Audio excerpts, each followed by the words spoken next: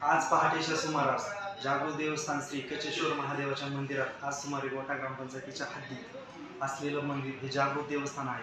त्या ठिकाणी आज अज्ञात चोरट्यांनी दरवाजाचे दोन्ही कुलप तोडून आज आतमध्ये घुसून पिंडीवरले नाग व चांदीचे दागिने घेऊन गेले आहेत. तरी अशा अज्ञात चोरट्यांनी गोटा परिसरात किंवा घारगाव पोलीस स्टेशनच्या हद्दीत वारंवार चोऱ्या होत असल्या कारणाने ही घटना कशी लक्षात आली?